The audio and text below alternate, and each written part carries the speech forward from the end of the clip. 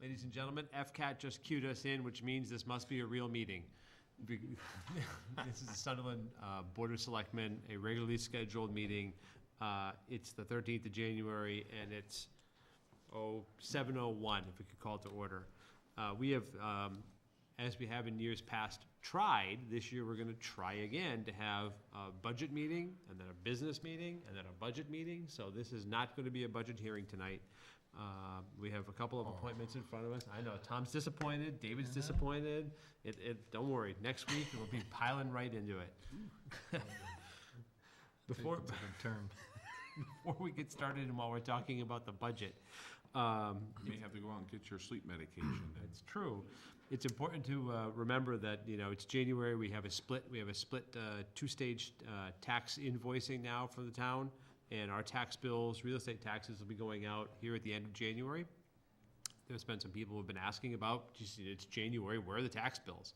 There's, again, a transition that went on in the Treasurer Collector's Office, but also importantly, we've only just gotten the confirmation from the DOR about the values and the rates established last week. So we'll be a couple weeks behind getting the second of the two tax bills out. It'll be coming soon enough, I'm sure. So please pay attention and to your mailbox when it does get there. Everybody's going, oh. I get a little bit of a break. That's all right. First up tonight, we have Ms. Moriarty, Kathy Moriarty, Bob Ahern, and I can never remember Mr. Tremblay's name. Anyway, Mr. Tremblay. It's on his jacket. I know, that's why I put it on there. Talk about the town of Sunderland and the HeartSafe designation, a combination of application, but also a real program. Started in 2002, right here in Massachusetts, and then spread now to 11 plus states and other countries around the world. So it can only be good. So if I could maybe get a HeartSafe 101 and then go through the designation. It's ping pong time. As you stated, the HeartSafe Community Program was a program that was started by the Commonwealth of Massachusetts in 2002, and it was designed to increase to recognize community efforts to improve survival from sudden cardiac arrest. So towns were rated on such things as the number of automated external defibrillators in the town, the number of citizens that were trained in CPR, their ambulance service, their first responders, their dispatch protocols, and a variety of other things. It didn't really increase really quickly until the American Heart Association put some muscle behind it. And they then took the program, spread it to Rhode Island, and as you stated, it's now spread to 11 states, Ireland, and I forget there are a couple of other countries across the world in which it's in place. So again, the idea is to increase sudden cardiac arrest survival. Because Massachusetts hasn't had a really good EMS data collection system, we are just now figuring out the data on whether or not we do have good survival, and it turns out that in those communities that there is a HeartSafe designation. There has been, at the very least, a slight improvement in sudden cardiac arrest survival. So with all that in mind, the town of Sunderland Ambulance Service, led by Chief Ahern and Jim Tower and Mark Tremblay, put together the application, which again looks at how many citizens have you trained in CPR, how many AEDs do you have around the community, does your police department have AEDs on their cruiser, do you have them on your fire apparatus, what do you do in terms of your paramedic intercept and those kinds of things, and put together an application, submitted it to the regional office, which I work out of, and then the regional office submitted on to the state, and the state has awarded the town of Sunderland as a designation as a HeartSafe community. Nice. And what you get out of that is an 8x12, 8x11 certificate, suitable for framing, which says HeartSafe Community, Town of Sunderland, in recognition of the community efforts to improve survival from sudden cardiac arrest and for meeting the criteria to be designated as a HeartSafe community, presented this, well, it's not the 17th of September, it's the 14th of January, 13th of January? 13th of January in the year 2014. Massachusetts Department of Public Health, Office of Emergency Medical Services, signed by Madeline Biondolillo, who is currently an assistant commissioner, but then was the bureau director in charge of healthcare quality, which oversees OEMS, and by myself as the executive director of Region 1. And you also get, actually I should have probably given that to the chief, these wonderful signs. Oh, that's pretty snazzy, actually. Yeah, you get 2 of them. Nice. And we suggest that you put them up on the roads, the main Approaches roads to leading town. in and out of town. And that at least gives people an indication that if they happen to have their sudden cardiac arrest on their way in, hopefully somebody will get to help them fairly quickly. That's I want to thank Sweet. the chief and Jim and Mark for their efforts, and you're the latest actually in the communities in Massachusetts, or Western Mass. We've got about, I want to say 25% of the Western Mass communities now have HeartSafe designations. That's wonderful. Well, thanks so much, and Chief and Mark and Jim for your efforts on that. Yeah. Thank you. To you. Eat your bacon cheeseburgers and come on down to There you go. Sunderland. There you go. Tom, David, in particular comments about the program? Not so much necessarily designation, but Sounds like a very good program. It's interesting to see actually some data coming in too on it, so which is good. Yeah, it took us a while, but we believe we're finally getting some. it's Good. interesting. Tom? It's interesting because going through the regional ambulance that we're going through, and actually Linda's been part of that also. She's been at a number of our meetings and been working with the 3 different EMS directors. But I think everything that's been said by each one of the directors and the selectmen in the town is they want to keep the people that we have involved with EMS to continue to have them involved with EMS. And I think if you wonder why, this is just another example of the leadership that we have in our EMS community and the good work that they do on little things that people Normally not. would not know about, but there's little things that they're doing all the time, and this is just another example. This time you get a couple signs, but there's a lot of things that they do that, even from the equipment that we have on the ambulances, a lot of the high value, like the stretchers and stuff, were donated from the Firemen's Association. So it's just how important our EMS people are in our community, and how indebted we are. And this is just truly just another example of that. And Mark and Bob are just, and Jim are just a small microcosm of the good people that we have doing good things every day. And I would echo that heartily. So I would say thank you. Nice job, Rob. Mark, Thanks to everybody. Jim. Yep. Thanks. I would thank Mark and Jim for putting this thing together and spearheading the effort to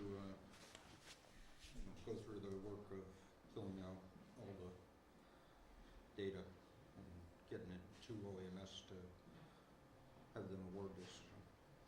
And then harassing my office to make sure we finally get it. Now, Linda, this isn't a program that in 3 years is gonna, incur a tremendous reporting function and No. 25 People will be hours stopping from everywhere just to. just to look at this. Yeah, I like that.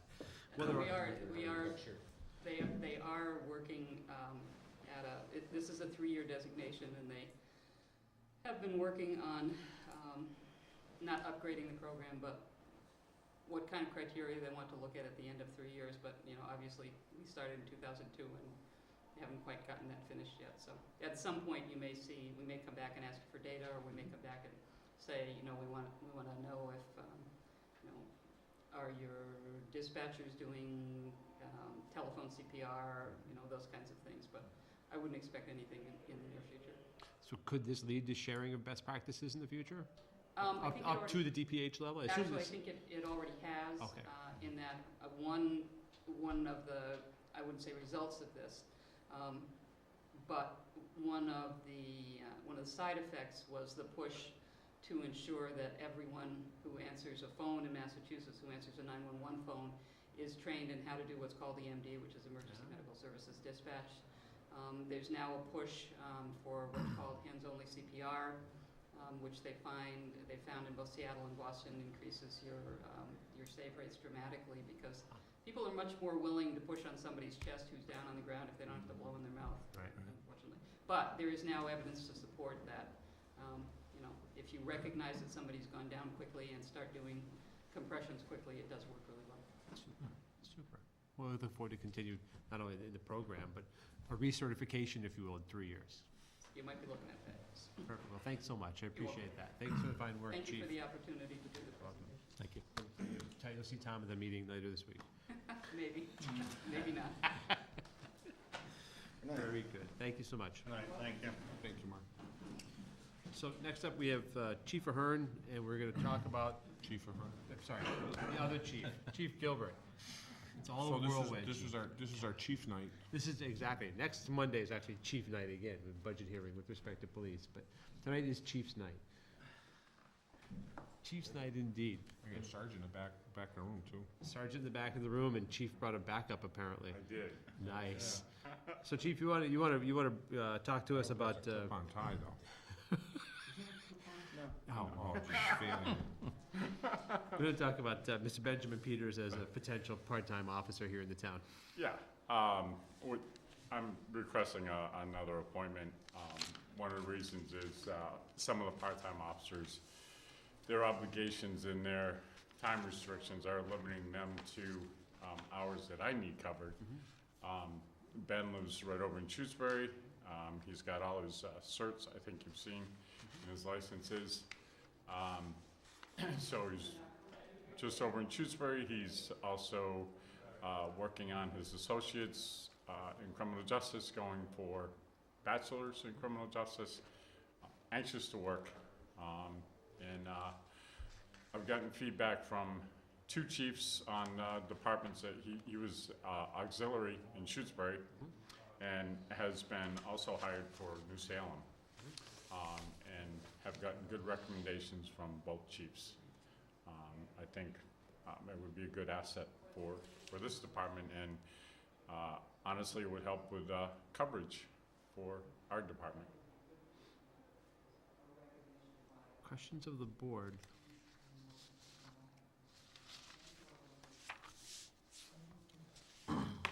This is the one time you get the chance to introduce yourself to all 3,700 people who are watching right now.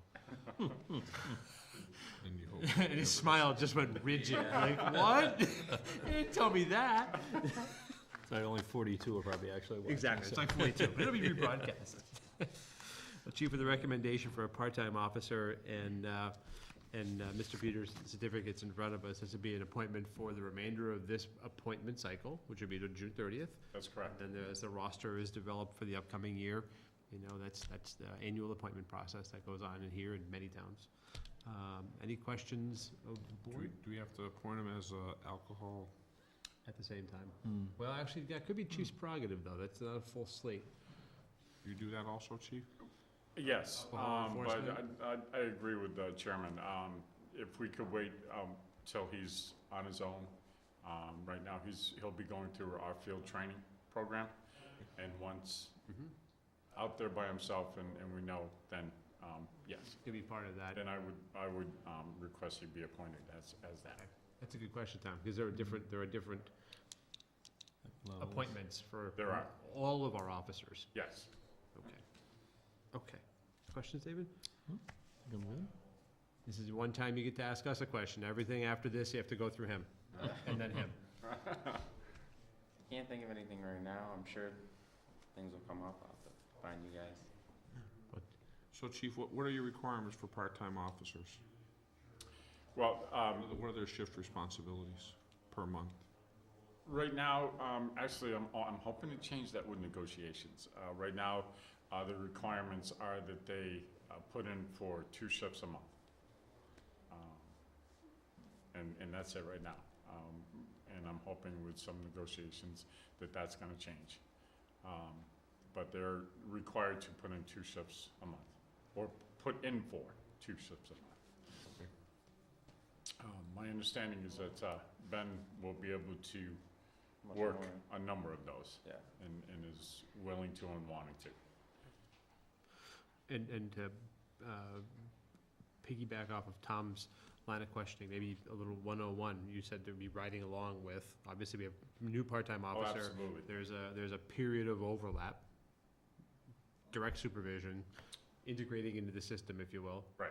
And then a review process, and then, Yes. What happens is, he will ride with all the full-timers and train with them. He will also, be training with and working with Sergeant Lyons, who is our field training officer. And then also spending, some time with me. And then the review process and see where he's at, see where he's signed off on, and go from there. perfect. I think a lot of people, well, they don't necessarily know thinking about an appointment of a part-time officer, and yet there's still the training curve associated with going from a part-time officer appointee to a part-time officer. Right. There's still that process. Right.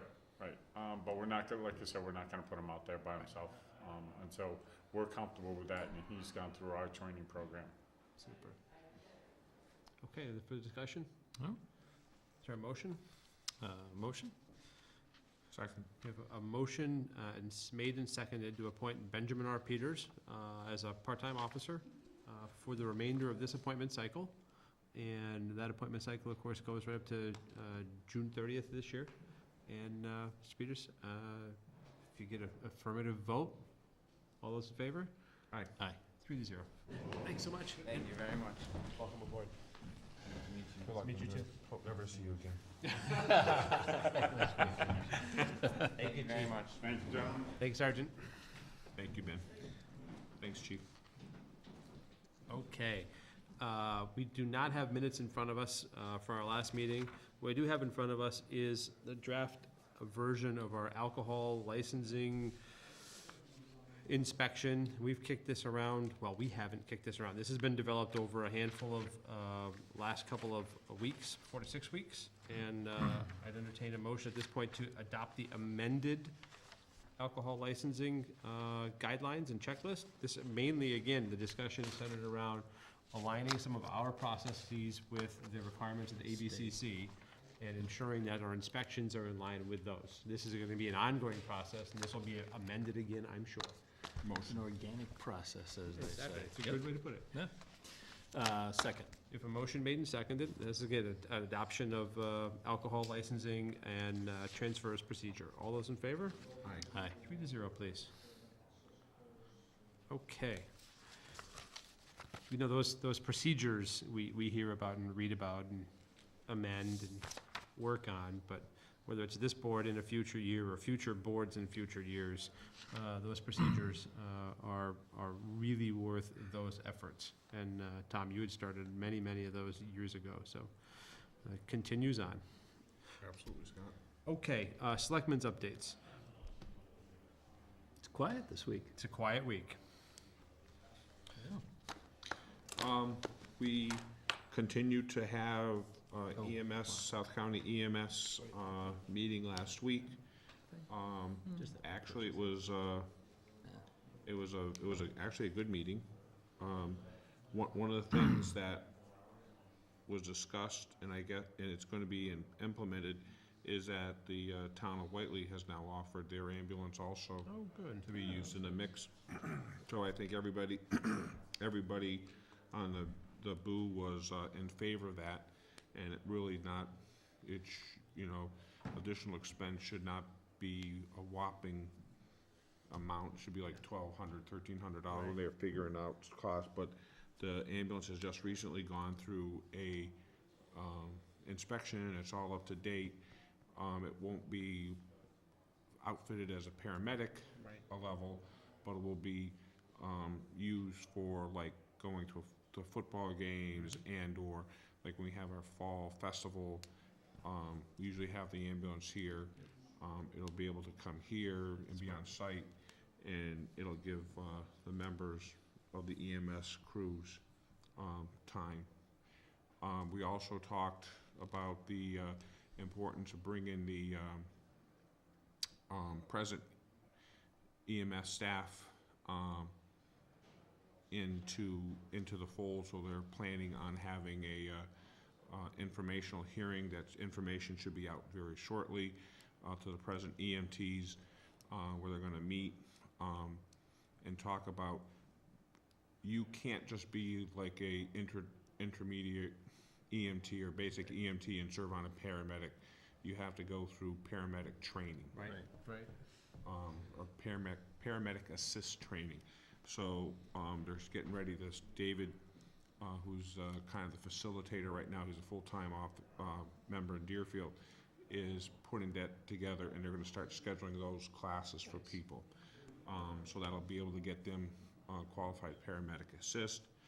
We also talked about, the, importance of remembering where our EMS services came from and how we got to the point we're at right now. So that and that's an important, because there's a lot of pride in those individual services, and we want to wrap that pride into the new service that's being generated. We had more discussions. The advertisement is out for the director. Good. So that's working through, and I think applications are supposed to be start being arrived by the 22nd of January.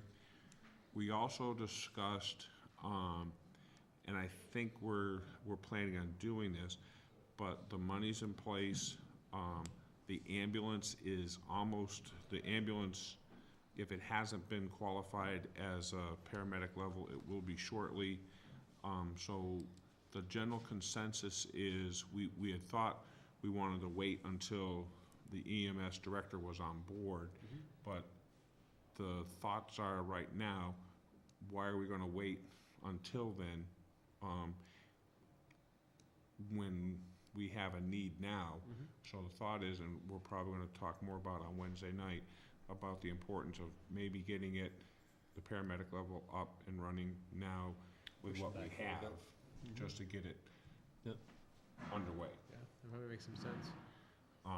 So I thought there was pretty strong discussion on that. Most of the people thought it was better, it's more advantageous to get the service up. And maybe we had a utopian view about having everything just perfect when we start. Maybe that was too utopian of a thought process. So we'll probably talk more about that on Wednesday night. But that's the thoughts right now. It's time to move that forward. Tom, is there a screening committee on the boo, or is it the entire boo doing the interview process? Or maybe not decided yet? We discussed that. Yep. We appointed, what's going to happen is right now, we appointed there was 3 members, from the boo, and we also thought about adding 2 or 3 members from outside that are in the community or outside the community that have experience with EMS protocols and such, which could be hard, which could be difficult because you don't know who's gonna apply for the job. But we thought we were gonna reach out and try to put people that may not to work on the screening committee. And then once the screening committee goes over the initial applicants, then the boo will have come together for the final, That makes sense. whatever the screening committee puts forward. That makes sense. That's what the plan is right now. Yeah. Invariably, hiring ends up being an amazing amount of effort. It is required to screen, to broadcast, develop, broadcast, screen, and then go through that process. Yep. Not just landing with the right person, but that the process is right as well. The process is very important, and I kind of wanted to, I haven't had the ability to talk with Margaret, but we kind of thought we wanted to talk to, wanted to have this committee charged with one of our local town council. And so, because I know we've done it before. Right. When we have some big searches, and a lot of people think they know. Right. Good point. And it's very easy to get yourself into a situation where MCAD becomes involved. Correct. So my counsel was that we should have one of the town councils, or I know before we had Sullivan Hayes came in and did a conversation with a committee, and that worked out pretty. That's a really good point, though, you know, interviewing is a bit of a minefield in and of itself. Yeah. Well, Can be. a lot of It us, can be, yeah. a lot of us don't do it every day. Right, Yep. right. And there's questions that can be asked and should be asked, but there's also questions that shouldn't be asked, so they can lead you, they can steer you down the wrong course, so. Mhm. And I guess it's important to review that. And I personally think that the hardest thing as a selectman that we do, to me, the budget's easy. Right. Relatively easy, I mean, Yep. when you think of a lot of things that we do, hiring someone is probably the most difficult job. I agree. Especially in the public sector, because of questions that you can ask, you can't ask. Sometimes, when you're hiring outside the public, in the private, you can have a conversation with someone, and that conversation can be, and through that conversation, you can kind of get a good feel about what the person, you know, what his thoughts are, and how, and you can kind of connect. Sometimes we have very generic questions, very cold questions that don't allow for that exchange of ideas, which sometimes makes it difficult. So you have to choose your questions well, and recognize that, you know, you may get 14 or 15 questions, and that's pretty much. Yeah, and it's an interesting, you're absolutely right, that screening piece, with a lot of applicants and the kinds of questions you are barred from asking, and rightly so, and the ones you are allowed to ask, you know, there's some wheat and chaff that needs to be separated there. Yeah, it's difficult, and not saying, and to say that sometimes in a conversation, you know, when you're having a conversation, and somebody can ask, you know, you can expand upon, someone can give you a response. What I mean is, someone can give you a response to your question, and then you can ask further to delve into that answer in greater depth. And sometimes it's not that easy. You raise a good point. So. Well, that process continues to move, and that's awfully important, and having the discussion about identifying or reacting to the identified need, and maybe starting the EMS service earlier, sounds like that direction is wise. I think that when it was broached the other night in the meeting, it made people it made us all stop for a second, but then you go back to the reason for having the paramedic level service, and why is it there? And it's there to help people because there's a need. Right. And it makes total sense. I think the way we've been working, the way the three towns have been working, there's nobody throwing up flags and walls, and I like to say that the Bill Sweeney from the South Deerfield Fire Department's been to many of our meetings, and they, you know, they asked very tough questions, but I think they've been very happy. I think the committee, the BOO, has been very happy to take those tough questions, because it gets the stuff out on the table.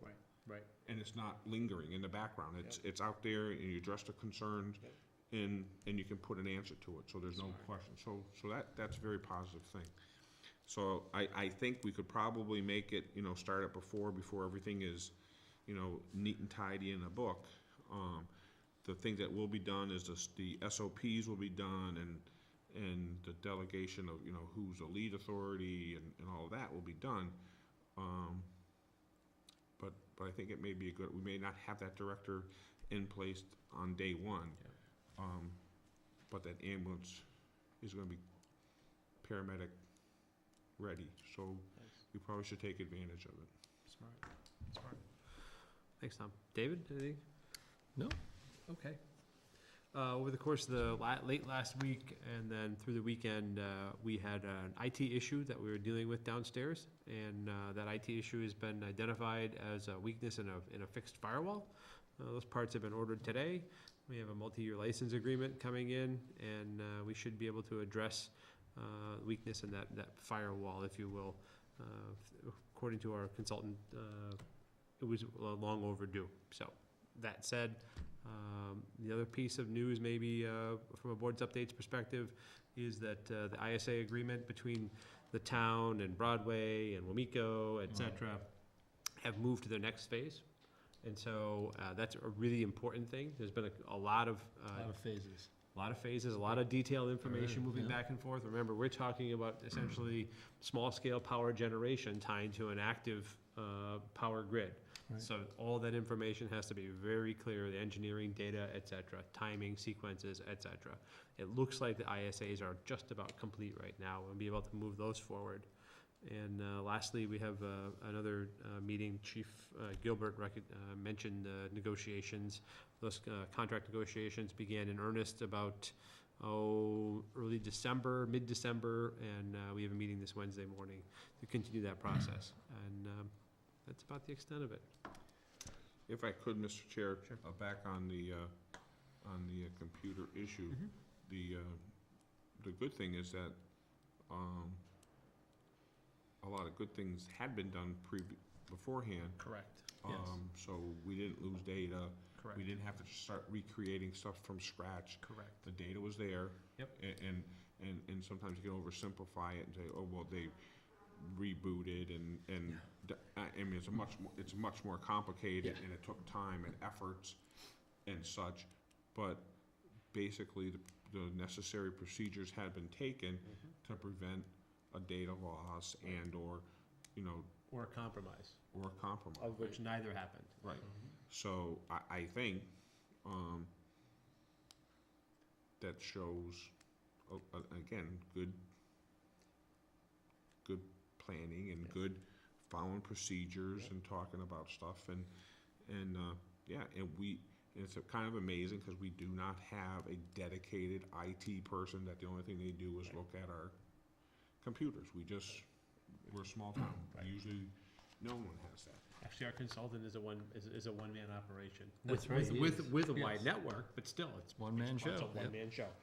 And to be available both with he and Cindy from the office, as well as the folks over at Fundware, coordinating throughout the course of the weekend, and then moving it all the way through the weekend to this morning, having those quotes ready to go, identifying the weakness, and now moving forward. To your point earlier, Tom, we hear the term about continuity of government, or continuance of government, whichever way you want to look at it. You start talking about electronics and files now. It's not necessarily the boiler in the building anymore. That's only part of it. That's yep. only part of it. Yep. So in this case here, the IT side, everything backed up into multiple ways and dealing with the procedures that were written over the course of the last half dozen years truly has paid off. So Backups are important. all the time. Yeah. Absolutely right, David. Okay, anything else?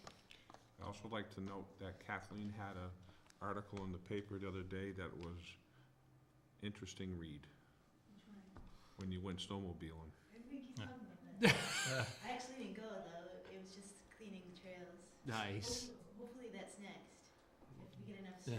snow. Did you get to operate the Bobcat though? No, That was Paul Sokolowski. yeah. Yeah, They wouldn't let you. that's good. They wouldn't let you on the Bobcat. Yeah. So you can't drive the snowmobile or the Bobcat. Well, that reminds me, be careful driving out there because with the erratic weather, roads are probably in the worst shape they've been in a while. That's a good point. Even with all the maintenance that's been going on, because you've got very widely swinging, freeze-thaw cycles, and it wreaks havoc on the road. So Good point. there's a lot of really deep potholes out there everywhere. Good. And the coal patch that they put in is only gonna, as soon as it gets wet, it's gone. Yeah. So you can only do so much this time of year, so. Good point, David. Good point. And if I could, Mr. Chair, the other day also, in the newspaper, the family of Tim Merritt had put in a thank you to the residents of Sunderland. And I just, that's Tim's family. Sure. It just, Classy. a continuation of Tim, so. Yeah. Well put. Well put.